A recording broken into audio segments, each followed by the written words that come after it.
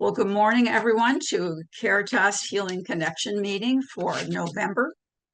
And today we have our presenter, Susan, and I know I'm going to mispronounce her name, Chiocchi, and she's going, I did it good, and she's going to talk to us about Reiki and the universal energy.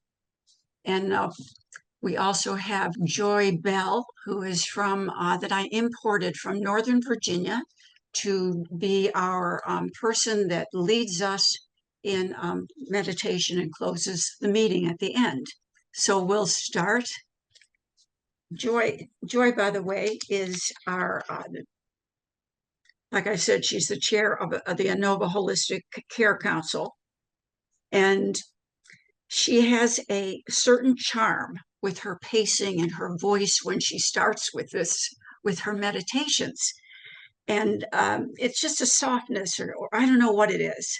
So I loved them, the way she starts and ends our meetings. And that's why I wanted to share her with the people in the Caritas Healing Connections meeting. And so I want you to absorb the grace that she'll bring to your being through this meditation that she'll start us with. So enjoy her. She is well named.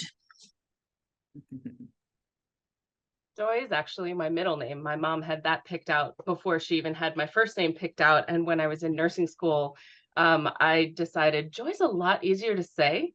And so I decided to go by my middle name, and it was solidified when a parent of one of my pediatric patients said, "You're perfectly named for a nurse, for a pediatric nurse specifically," which is what I am now and have been for 15 years. So I feel like I need to sign off because that hype was just a little too much. I'm not sure I can live up to it. So, but thank you so much for having me. I really appreciate it. I so appreciate the invitation, Carol. I love leading meditations, and this is actually the one that I chose for today is actually one that Carol sent me. When I started opening up our meetings with meditations, I sort of put an open invitation out there, like, hey, if anybody finds a script that they would like shared, just send it to me. And she was one of the only ones that did so. And this has become one of my favorite meditations to share. And I actually put it at the beginning of my ICC presentation for the one that I was in 2020. So with that being said, I invite you to join me in just a minute to turn inward together.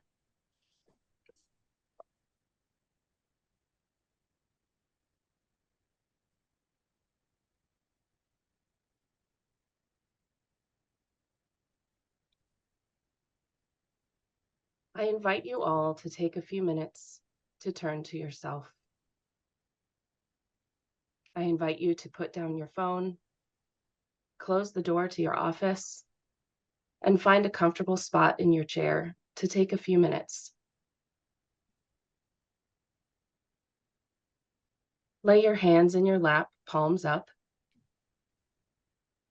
And if you are comfortable, close your eyes. If not, simply turn your gaze downward.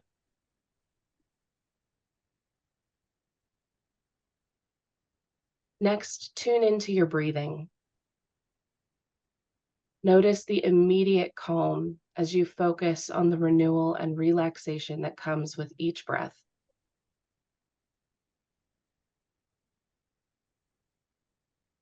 Gently breathe into tension points that rise to your notice.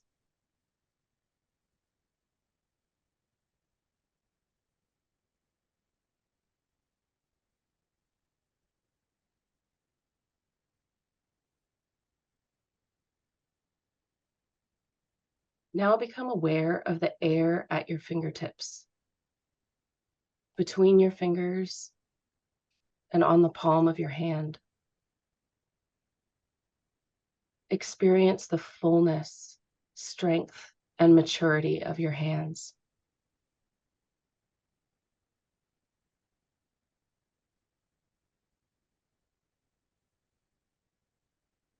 While you think of your hands, think of the most unforgettable hands you have ever known. The hands of your father or your mother, maybe grandparents. Remember the oldest hands that have rested in yours.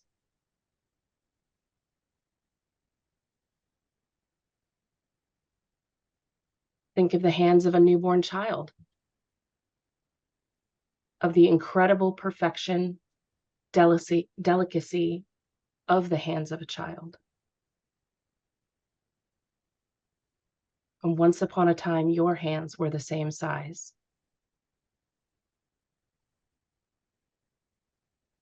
Think of all that your hands have done since then.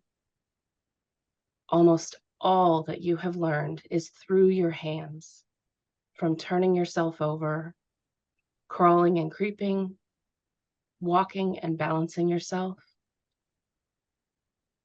to learning to hold something for the first time, feeding yourself, washing and bathing, and dressing. At one time, your greatest accomplishment was tying your own shoes.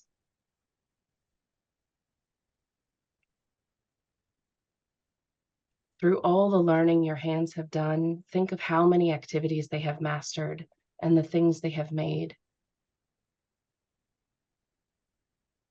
And remember the day you could write your own name.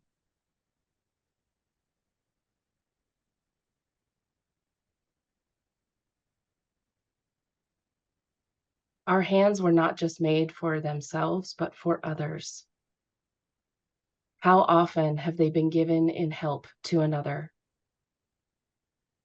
Remember all the kinds of work they have done, the tiredness, the aching they have known, the cold and the heat, the soreness and the bruises. Remember the tears they have wiped away, our own or another's, the blood they have bled, the healing they have experienced.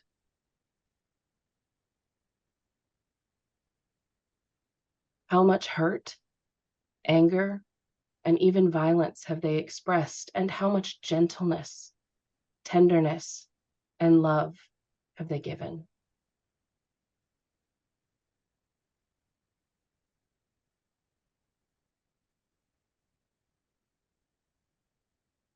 How often have they been folded in prayer, both a sign of their powerlessness and of their power?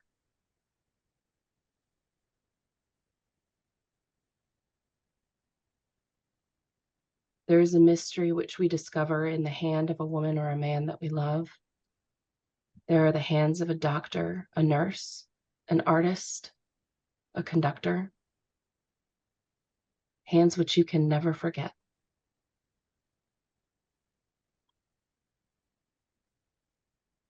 Raise your right hand slowly and place it gently over your heart. Press more firmly until your hand picks up the beat of your heart, that most mysterious of all human sounds, one's own heartbeat, a rhythm learned in the womb from the heartbeat of our mothers. Press more firmly for a moment, and then release your hand and hold it just a fraction from your clothing.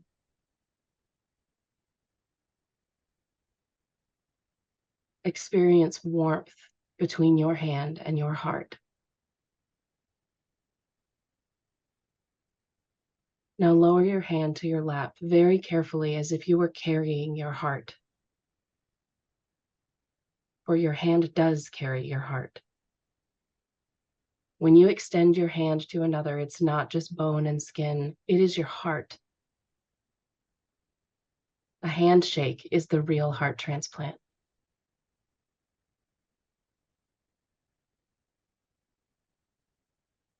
Think of all the hands that have left their imprint on you. Fingerprints and handprints are heart prints that can never be erased.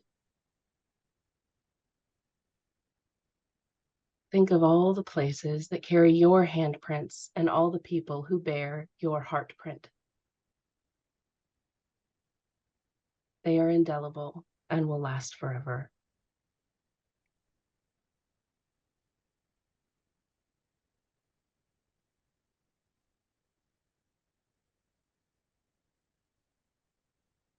Without opening your eyes, extend your hands either side and find another hand, virtually, energetically.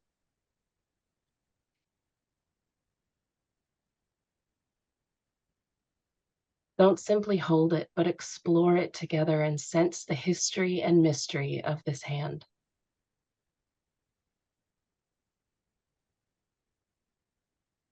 Let your hand speak to it and listen to the other.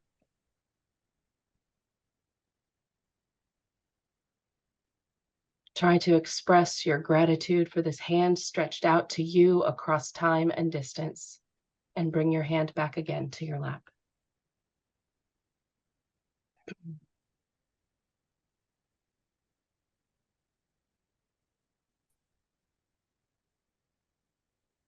As we slowly start to reawaken, become more aware of your outer extremities and the pressure of air on your forehead.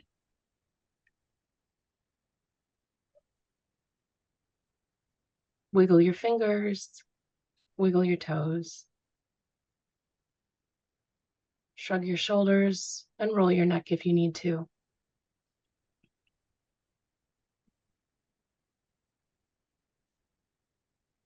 And when you're ready, open your eyes and come back to the Zoom.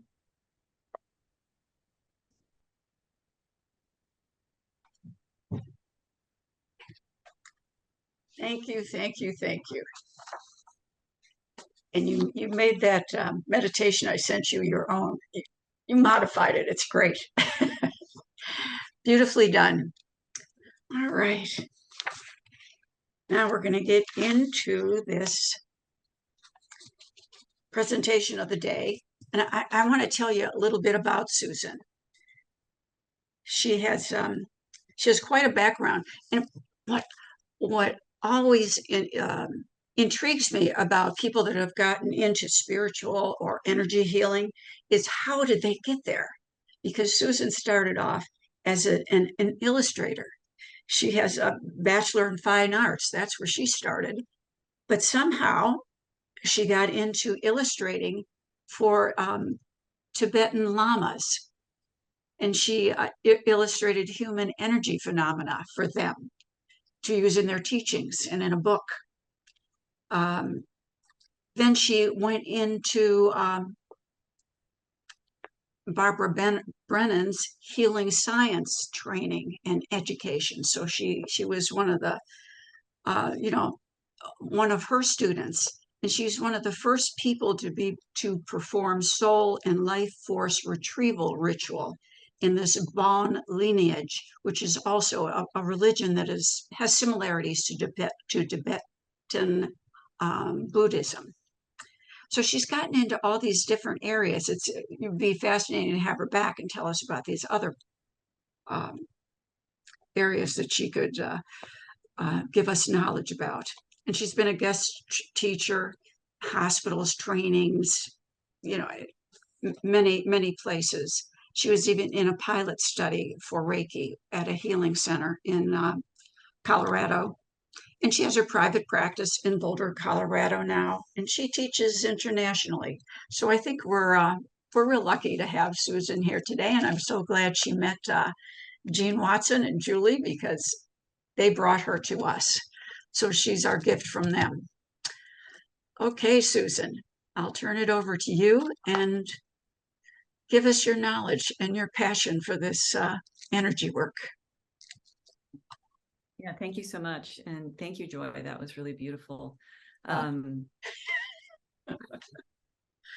going to do my best to talk about some things that are kind of hard to put words around. And I have, with that, my visual background, I have some imagery, and I'm hoping that's going to help. So my jumping in place is kind of at the end, I think, and that is the first ethic of Watson Caring Science, that we all belong to the universal energy field. And also, I feel like what we're talking about is really an expression of the 10 Caritas processes, and particularly that 10th one, which I think is, it's the mystery. It's kind of elusive. So I'm absolutely open. If you have a question while I'm talking, or I'm not clear, or you don't understand, blurt it out. I'm going to use language I'm familiar with. But if you use a different language, please absolutely, translate to what's more familiar, because it's, again, we're talking about the hard to talk about. So yeah, I'm in a screen share, and let's jump in. Okay, I lost my cursor, so I guess we're in. So yeah, that's what I just named. We're going to talk about the healing energy field, and the first ethic of Watson Caring Science, but also I think the foundation of all energy healing. But I'm most familiar with Reiki, though my other studies and practices are going to certainly come into how I present and how I talk. Also, I have a deep background in yoga. I taught that internationally. So the ethic of belonging, that we all belong to the infinite field of universal cosmic love. That's Jean's quote. Can you guys see that image, or the pictures in the way? Okay, cool. Because mine has some weird stuff on it. And this was my attempt to kind of create, I borrowed from Hubble Space Images. It's kind of fascinating that, you can get these copyright-free images that the Hubble Space Craft has taken, because you know what, nobody owns this. And so my way to attempt to show the universal energy field is to show space, right? That we're all part of it, but more so that it's part of us.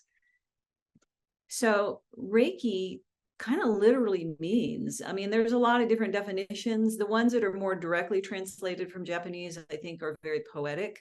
I didn't include those, a little more English. Reiki means, something divine consciousness, soul, spirit, something universal. And ki is kind of interchangeable with chi or prana. I think the NIH coined bioenergy, because all these energy modalities have been cropping up, and they had to name it something, and they couldn't use Sanskrit.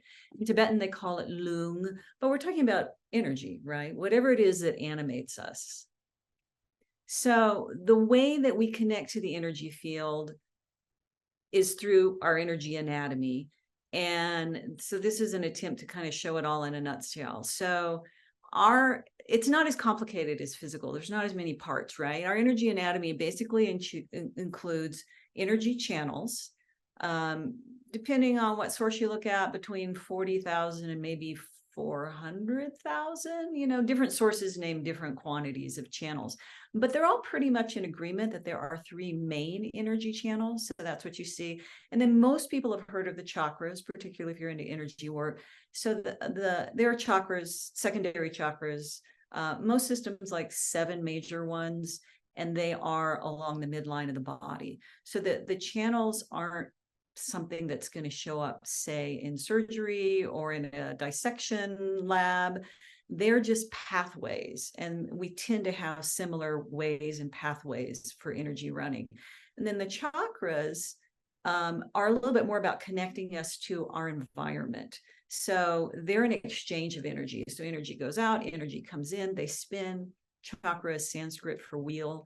So in that spinning, kind of like a tornado or something, energy is going out, it's spinning in. People love the chakras. They're all about relationship. The chakras should also relate to one another. And then, of course, most people know the term aura. There's different words in different languages, koshas. And that is this kind of radiance that expresses off our physical body, past our physical body, I should say. Okay, that's energy and anatomy in a nutshell. So we're going to look more specifically, and we're going to do a practice here shortly with the 3 main energy channels in the body. So quite simply, there's a right channel, a left channel, and a central channel.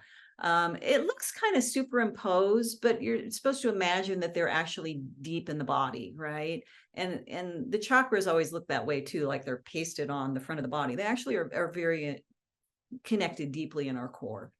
So the right channel, so this would be, this is Kai, my son. This is Kai's right channel. He did he did part of lockdown with us. He lives in LA. And so, I had a free model. So I made him sit for me, things like this. So the right channel is associated with what we would refer to as masculine energy. That doesn't mean gender. It doesn't mean men. It means action. If you're into the Chinese model, yang, it's about doing. And we all have a right channel, right? It's not exclusive to men. And then the left channel is kind of the opposite, what we would normally think of as feminine energy. It's about being receptive. It's about, rather than doing, being. And you could put a lot of other descriptors to it. But so those are two really oppositional kinds of energies. And then the central channel is both in and of the universal energy field. So the more connected and the deeper that you can access your central channel, it's almost paradoxical. It's like turning yourself inside out, where the deeper you go, the more space you access. We'll talk about that a little more. Right and left channels, again, are opposites. They're much more about our worldly experience. So, you know, how I present in the world. Interestingly, pretty much all of yoga that we know, which is hatha yoga, is about balancing your right and left channels. So all those postures and all that, you do it on one side, then you do it on the other, and you're like, oh, that's the good side. Oh, that's the bad side. Just about accessing and balancing, harmonizing these two oppositional energies that we'll call yin and yang, or masculine, feminine. Once you get them in balance, and here's the whole purpose, it gives you access to the central channel. So it's kind of a big deal, right? So the central channel is interconnected. It's inextricably interconnected with the universal energy field. And this is what Jean adds of cosmic love. I always was very careful and a little too timid to kind of just come out and say it, but she's given me permission. I feel safe saying that now. That's, we're connected. So let's take it a little deeper. The right and left channels begin, and this is a Tibetan model. If you put your hand sideways, right at your low belly, so that your index finger is just below your navel, right below your pinky. So I say a hand width, it's technically 4 of your finger widths below your navel. And again, that seems very superficial, but it's actually deep in the core of the body.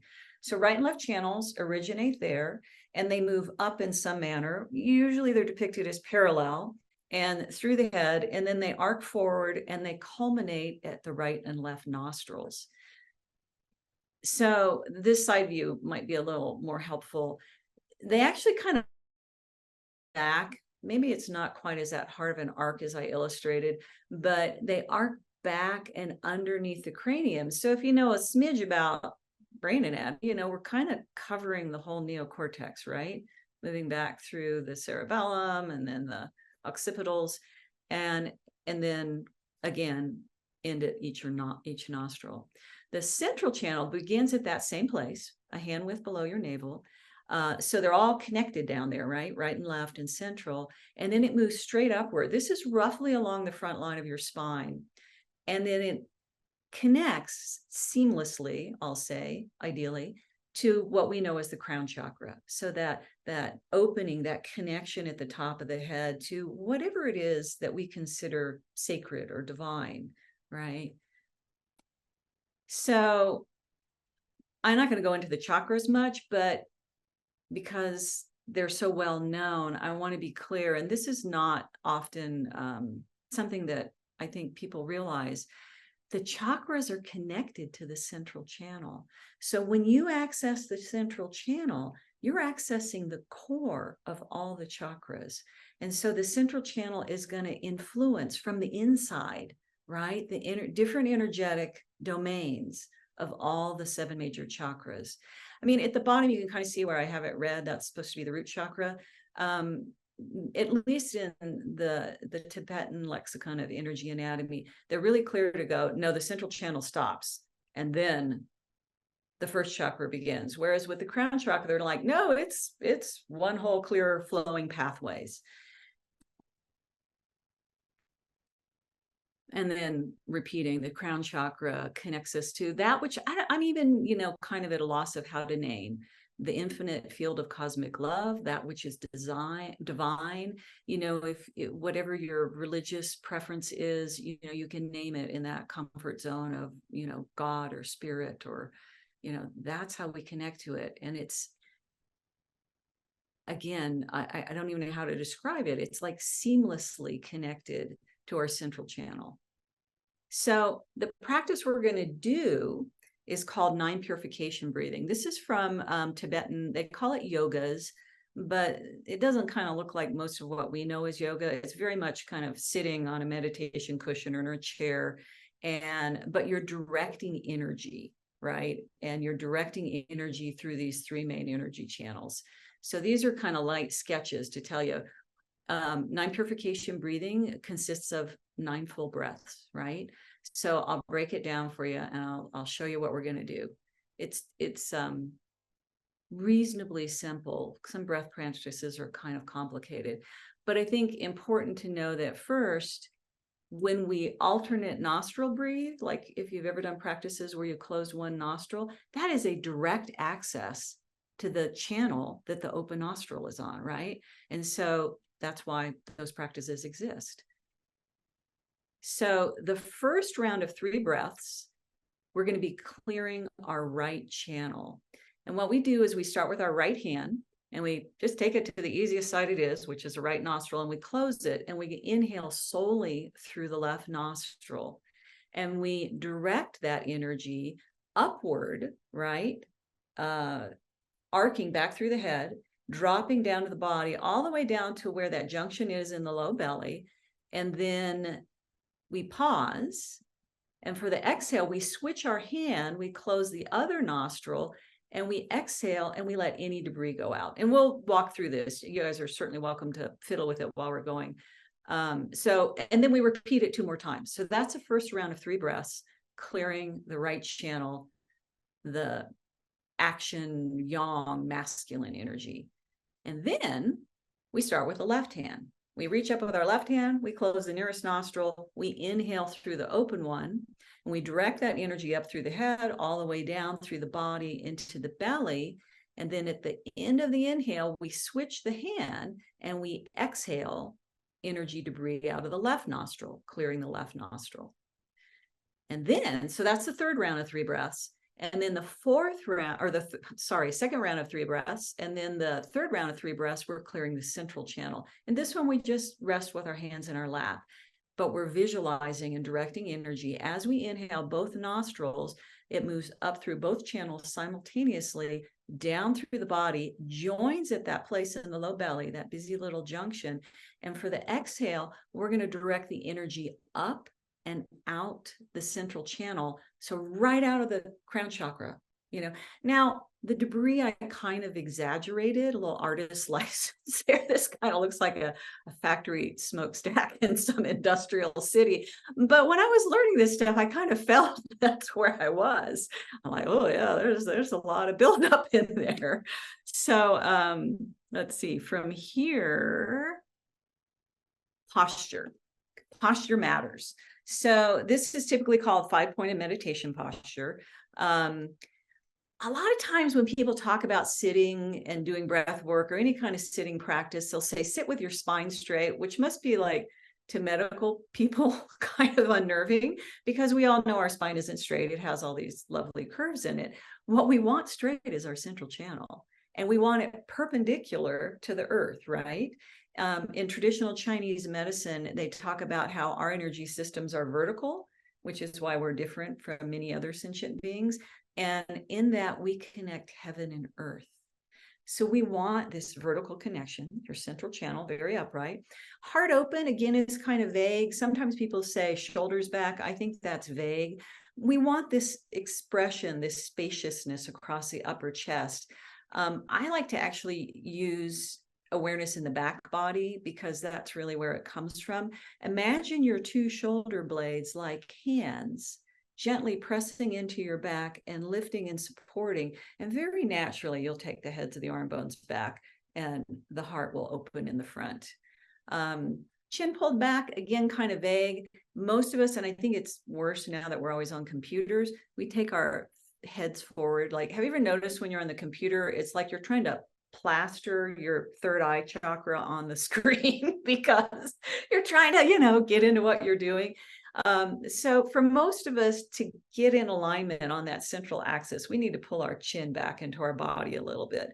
So just notice that, right? You know, we could spend the whole time just on that little detail. And there's a lot of nuances to track it. The other reason is when you take your head forward, heads are really heavy. You guys know, right? Like 13 to 15 plus pounds, kind of. That's like a bowling ball, right? You take it forward and pretty soon, you know, you're going to drop and you've crushed your central channel. Okay, hands in equipose. This is a really specific hand position. There's all kinds of energetics associated with our hands. Joy just put incredibly poetic information and suggestions and visualization to that. Beautiful. This is, I won't go into all the details, but the form is you place your thumb at the base of your ring finger. The idea is that there's different channels of energy that run through our fingers and connect to the palm chakras and through our arms. And this one is appropriate for, I'll say, protecting the channels that are associated with the water element. And so we could, again, talk about that really long. Cross-legged, if you're sitting on a cushion, not many of us are doing that these days. You're cross-legged. If most of us are in a chair, you know, same position, but that's the classic form. So I'm going to go one more picture, reminder of those 3 energy channels, and then I'm just going to talk you through one round of 9 breaths. I recommend eyes closed when we do this because vision is so powerful and I find it distracting. And so when you close your eyes, at first, we're not going to do anything. We're going to set our posture, all those details. The hands in equipose, thumbs at the base of the ring fingers, rest in your lap, palm up with left on top of right. So left is going to be associated with that receptive, passive, yin, all the kind of depths of who we are. And then just notice what's going on. Where's my energy? How do I feel? And the breath is such a beautiful tool to access our own energy. It's actually referred to in a lot of the Buddhist tradition as the vehicle for our energy. So notice your breath. As you inhale, notice the quality, right? Energy is moving. It's not just air in and out of the lungs. Energy is moving. As you inhale, get a sense of that.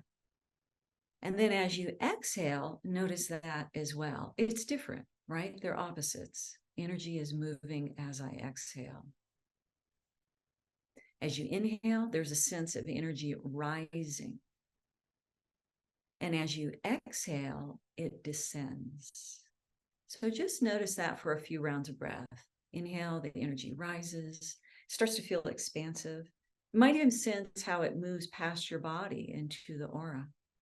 And then as you exhale, it's the opposite. Energy descends through my body, through the belly, into the pelvis, maybe all the way down to the floor of the pelvis, where your sitting bones are contacting what you're sitting on. Very stable, very grounding. And then from there, here comes the inhale. So just noticing that flow, very natural, undirected, because we're going to be doing something very different with it. And as you notice, it might change, right? Just by noticing, we've already, I mean, physics has established that, right?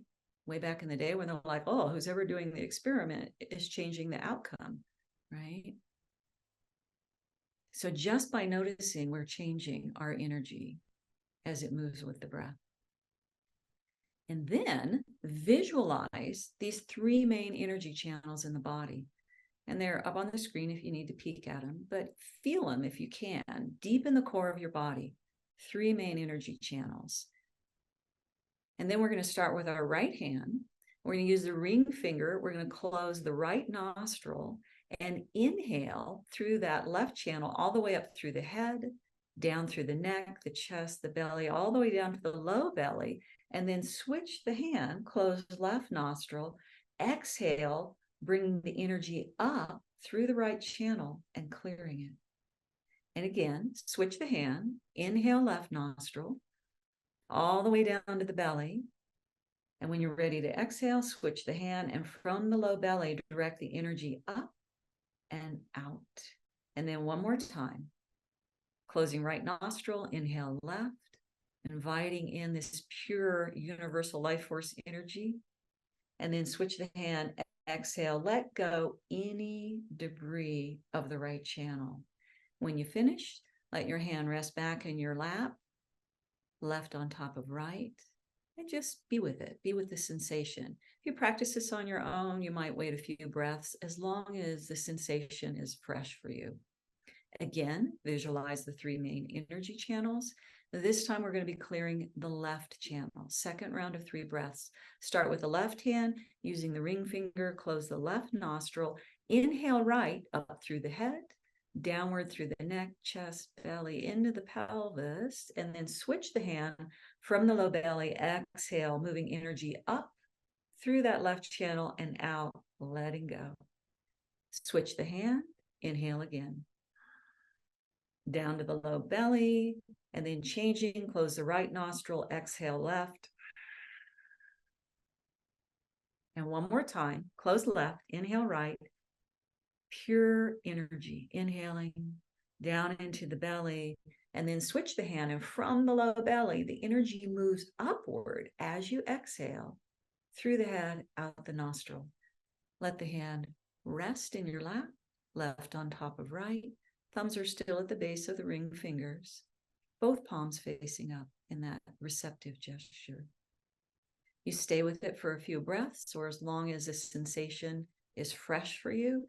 And then one more time, visualizing those 3 main energy channels. This time we're going to be clearing the central channel. When you're ready, inhale through both nostrils, parallel, direct that energy up through the head, to the back of the head, downward through the body. It gathers both channels in the low belly. And then for the exhale, you direct that energy up the central channel and right out the top of the head, like a smokestack. And again, inhaling both nostrils, pure universal energy. Down to the belly, let it gather, and as you exhale, it clears the central channel. Energy debris moves upward and out. And then one more time, inhaling both nostrils. Direct the energy through your head, then down into the belly. Let it gather at the midline. Exhale, allow it to move up, clearing as it goes right out the top of the head. And then rest for a few breaths. And notice, is anything different? Is there anything different in my energy field, in my state of mind, in my state of being? So, how was it? Thumbs up? Thumbs down?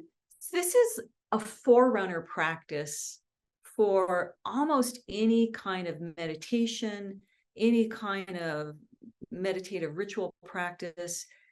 Almost everything starts with, I like to think of it like flossing, right? It's just, we're flossing our energy channels. You can do this practice at any time. It's not, a lot of pranayama or breathwork practices are contraindicated at different times of day. Like certain things might be too animating and keep you up at night, so you don't want to do it at night. This is appropriate at any time. It's a great forerunner for your meditation practice. It's something you can pull out during the day, like, whoa, I just had an experience. I feel a little out of balance. 9 breaths. Take time for 9 breaths. Okay, there's a few extra in between, but 9 breaths. I want to go into a little more detail on it. I gave you a very simple version of the practice. Certainly all the colors have meaning, everything has meaning, but I want to talk a little bit more about what we're doing when we do this. I think it's important with a lot of these things to have experience first, so we don't get too in our heads. We're not too conceptual. So the first round of 3 breaths, clearing the right channel, what would obstruct the right channel would be any issues we might have around anger, aggression, the desire to separate, right? Because we know we're not separate, right? So you can get more specific. You can, at the start of it, set an intention. Okay, I just had an experience. I'm very angry. I'm unresolved. I'm going to focus and allow that to release on this first round of 3 breaths. The second round of 3 breaths, the issues that obscure the left channel are usually what we consider more feminine energies, jealousy, being too attached, desire, right? You know, we've all had that experience of wanting something too much, hopefully less now than we were children, but man, as children, right? Or just, and so those would be the issues of the left channel. So again, if you're struggling with something, you can hold an intention when you do these 3 rounds of breaths. And then the central channel, what obscures the central channel is our own ignorance. And I like to think of ignorance as what I don't even know I don't know, right? If I know something and I choose to do something the wrong way, that's just being stupid, right? But the ignorance is I don't even know. How do I clear something I don't even know? But we'll know in how it manifests for us. So when you have those times where you really doubt yourself, or you feel very insecure, or you lack confidence. I mean, we all have those moments, right? We're not always 100% on top of it. Then central channel, because the idea being that if the central channel is our connection to the universal field where we're all connected, right? I mean, it's perfect, universal cosmic love. Then we are not connecting to that. We are being detached and in who knows what we're in, some story. So if this is helpful to kind of real world applications. Now, 9 purification breathing can be repeated. If you have the time, you do it once and you're like, oh yeah, I think I feel a little better. Do it again. And sometimes you're like, wow, that even got better. This is kind of like dessert, but it really works. You're like, you have one dessert, and you're like, that was good.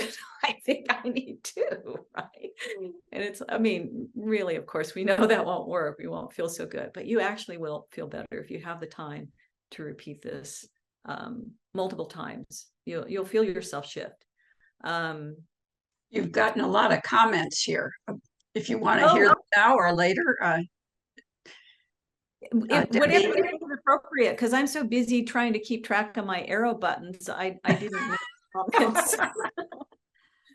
Whatever you think. I only have a couple more slides. Okay, we'll save it then. Okay. So right and left channels in balance, again, give us access to the central channel. And again, worth repeating, the central channel is the core of the entire major chakra system, right?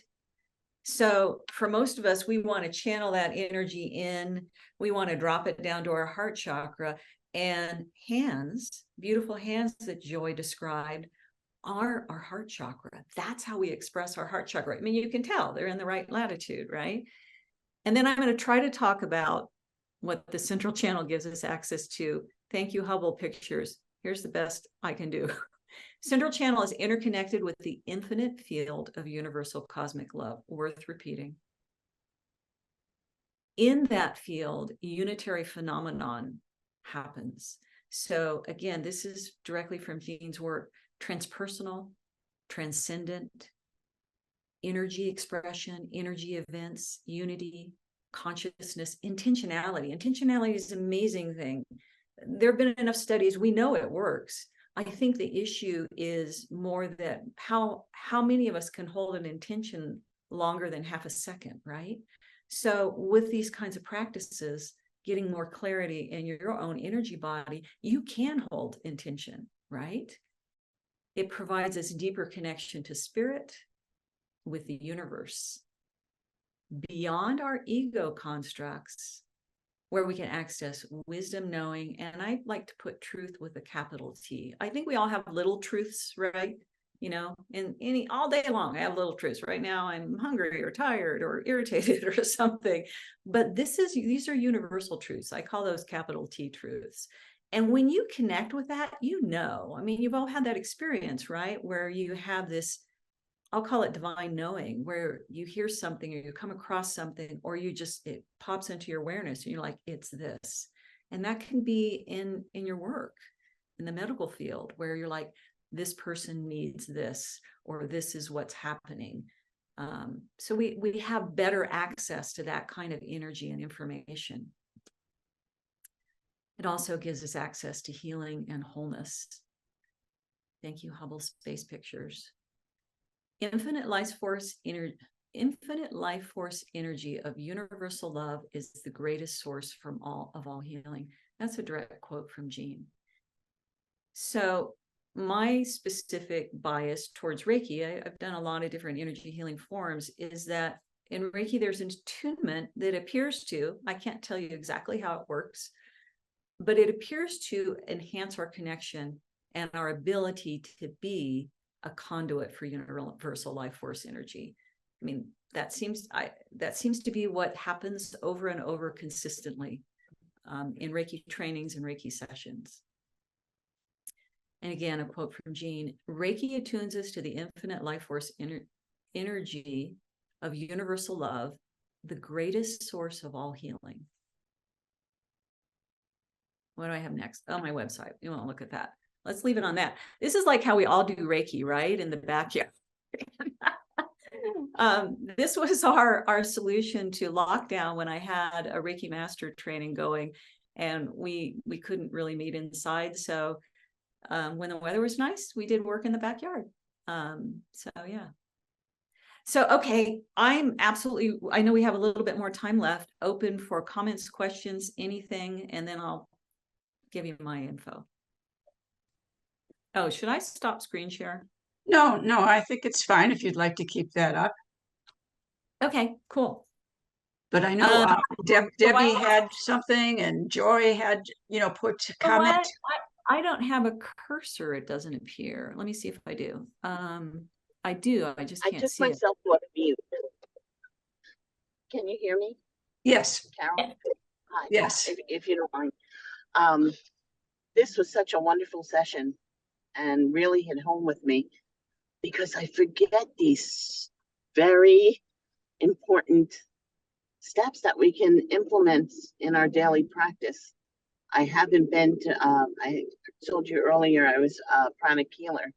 And before COVID, I used to attend higher studies, we'll call them, and we used to do the breathing exercise and the turtle breathing and all different breathings, breath work, and I completely forgot about it. Isn't that terrible? It's so simple, right? And that's why healing all the time. Yeah. That's why I refer to it as flossing. It's so simple, right? You know, how many times you're really tired, you go to bed and you're getting ready to go to bed and you're like, oh, do I floss? And hopefully most of us go, yeah, I floss. It doesn't take that long. And so to keep your energy body in good health, and energy is the precursor of everything, right? Everything happens in our physical body, our emotions, our mind, our spiritual connection. Yeah, just floss it. Simple. My brain feels so alive right now. I can't explain it other than that. Oh, beautiful. Yeah, thank you. That's beautiful. And then I don't know, are you guys getting a weird thing on your screen? I tried to click and I can't find my cursor. So I don't even know how to stop screen share. Hello. Do you want to stop screen share? Well, I want to find my cursor. Oh, It disappeared. Oh, wait a minute. I got something.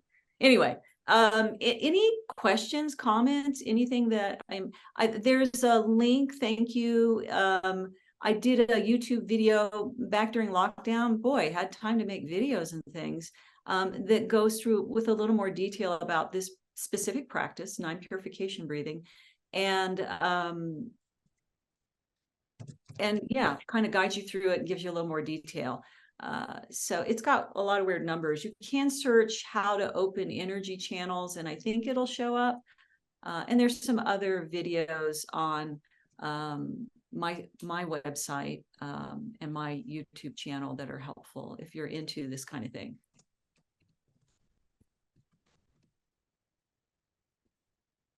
well, I wanted to share that when we were doing the breathing, that it kind of stopped my monkey brain for a few moments. It really did make me shift out of that. I've got to do this, but I've got to do that. It was kind of interesting that I actually could do that for a few nanoseconds. Right? I mean, and I think for all of us, modern humans, there's so much information and so much going on, and anything we can do to hit that reset button, right? And it's like that, you know, those reset buttons on your outlet, you know, where you're like, oh, I got nothing, can't plug anything in. And you just hit that little button and boom, magic. And it's almost that fast. So with this practice, you can keep adding to it because you get as accustomed to like visualizing the channels or directing the energy. Your mind can still start to wander. So then you add the colors. When you inhale, it's green. Green represents the air element, which is very lively and quick and changeable, right? And when you exhale, if you're good at visualizing colors, you imagine the debris having a color, right? And you can continue to kind of give yourself something. I don't know. One time when I was on meditation retreat, we were doing mantra, and my partner Dan was like, oh, it's kind of like giving the dog a bone. And I'm like, what? And he was like, yeah, you know, that mantra, that repetition, and particularly a lot of the Tibetan mantras are a little complicated. It gives that discursive part of our brain something to kind of gnaw on, you know what I mean? Because it likes it. So this, in a way, kind of takes us out of that discursive thinking, where we can just be with ourselves as an energy being, and that reset that happens. I promise if you do it more, it gets better. And if you do it consecutively, like if you do 3 rounds of 9 breaths, it gets even better. When you did it, Debbie wrote out so beautiful and heartwarming. You know, it just was. Joy said it was amazing. I thought it was about Joy's meditation. Well, it is. That was about Joyce. That's true. That is. And then great presentation. So clearly explained. Loved it. I almost And felt like I got a deeper breath holding, like doing individual nostril breathing. And I got like I felt like it filled my lungs more, like physiologically, like lungs, but also like felt like it went deeper in my belly from that energetic standpoint. And then I went, like when we were finished with the individual ones, and then we were doing the double nostril breathing to clear the central channel, like all of a sudden I was like, oh my God, it's not going as deep. My lungs don't feel as full. It was so weird. I was like, that it seems, I think it makes sense energetically somewhere, but it also seems counterintuitive. That with one nostril, I could get a deeper, both lung-wise and energetically, a deeper breath than using both. It was really weird. But you know, if you do it more, tomorrow will be different. And Right. The next day, it's really kind of a way to kind of, like, I like Chinese medicine. They have like 9 pulses on each side, right? You know, there's like 3 and then 3 deep. It's a way to kind of really kind of check your own pulses. It's like, where am I? You know, what's going on with my energy? And if you're like, oh, that's different, or oh, that's unexpected. I mean, that's kind of just revealing of where you are in that moment. And also that you have the ability to really simply, with clear intention, change it. And change it in its purely most malleable form, energy, right? And so, and I want to honor our time here. I want to say one other thing is that, and I started off with this, but I think I really realized that the 10th of the 10 Caritas processes, the being open to mystery and magic, that when you start working things, and I know most of you guys are energy healers, but the more you bring that in on a daily basis with things from the viewpoint of energy, right? That it's all energy, that opens up the field for even more mystery and more magic. And it's so funny because I like to think about, you know, a lot of the work I do, and you know, I have a website and I have somebody that does social media. You know, the images of it are just stunningly boring. You know, somebody sitting in meditation. How boring is that? But if you've done it, right? If you've been, like Joy's guiding us through this meditation practice, the internal landscape is quite rich. And the more we can be still and listen, really listen, the more we start to realize and reveal the richness that's going on in our entire being. And that's pretty magical. And that opens up, again, I'll call it the playing field for, miracles on a daily basis. Why not? We need them. Miracles every day. Absolutely. Well, I want to make sure that you all see the link to Susan's, video that's on YouTube. I put it in the chat so you could take a picture of it or however you keep that. And also that Joy put her meditation in there as well. So if so that you know that it's in there and you can capture that while you can. And then I have no idea what's going on with my screen because it's being kind of mysterious, but I did have a couple of self-endorsement screens. My website is called ReikiColorado. And there's more information about all of this on that website. And I would like to also share that my teaching program is now officially endorsed by the Watson Caring Science Institute, which I am, pleased, stunned, grateful, and trying to do my best, the best that I can to live up to that. So that was supposed to be up there. I'm not sure if it is. It is. It is. Oh, good. Yeah, Okay. Reiki Colorado Academy. Mhm. And Yeah. also, Reiki Colorado is also on Instagram, which, the way of the world, right?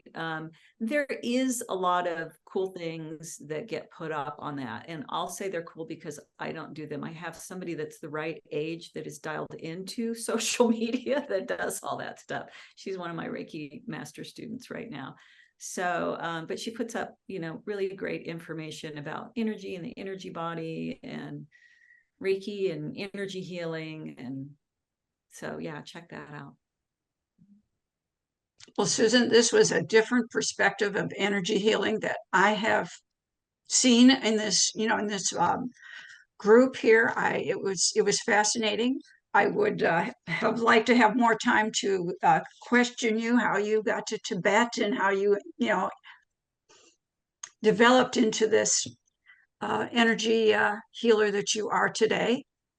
But I know we are at noon, and maybe we'll just have to have you back. I would love to. That would be All right. delightful. Yeah. And, in closing, I just want to offer that, and again, hard to find the words, but I feel like that the work that you all have done and do in healthcare is amazing and miraculous. And that if I really work hard and be a really good person, that maybe in a few lifetimes I will be evolved enough to have the calling to do the kind of work that you guys do on a daily basis. So Oh, thank you for that. Thank you. Yeah, you gave us an amazing perspective. It was great, Susan. I thank you. Yeah, thank you. All right, Joy, bring us home. All right. So for those of you that are in my meetings, which would be Carol and Robin, but I generally close out with a couple of affirmations, and just so the format that I've kind of done for that is I have 3 affirmations to close, and I begin each one by ringing the bell. I say it out loud, and then I hold a little bit of silence for you to repeat that back to yourself and just sort of see where that affirmation takes you today. And so that's sort of the format that I've got going on for that. So with that being said, I invite you again into that neutral, supported, meditative, still space with yourself in your room and together.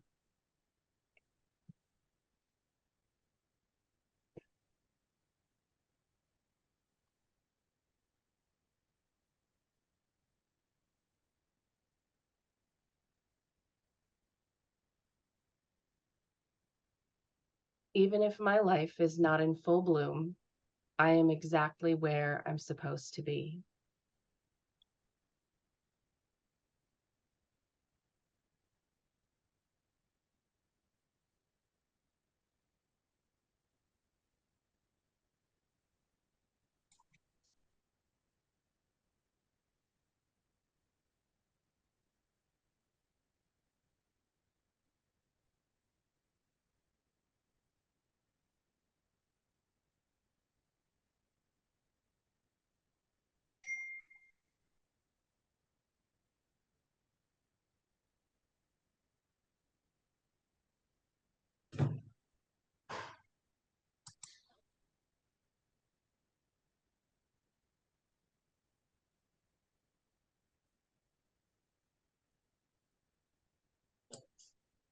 No matter the weather outside, I keep a little sunlight always in my heart.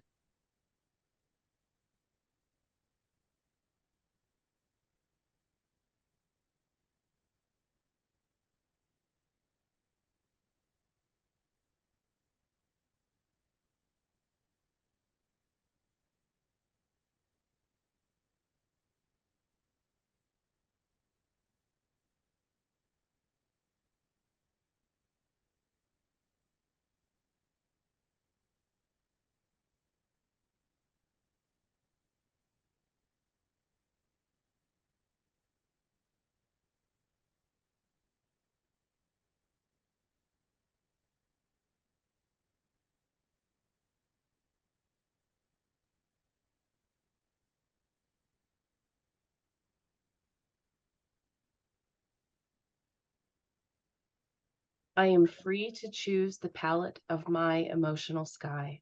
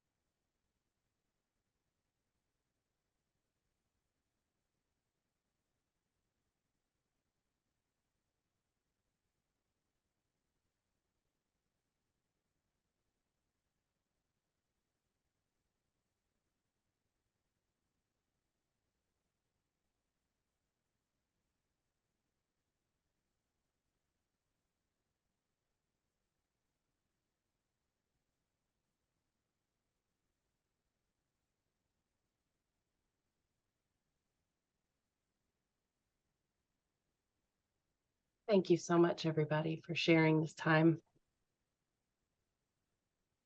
Thank you, Joy, for that calming ending to this meeting. And because I am technologically not the best, I wanted to acknowledge the people that did comment about, the presentation and your meditations. Debbie says, thank you, Carol, Joy, Susan, everyone for sharing your energy in your heart.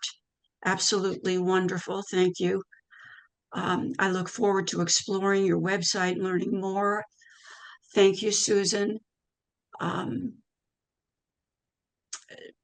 Beautiful meditation, Joy.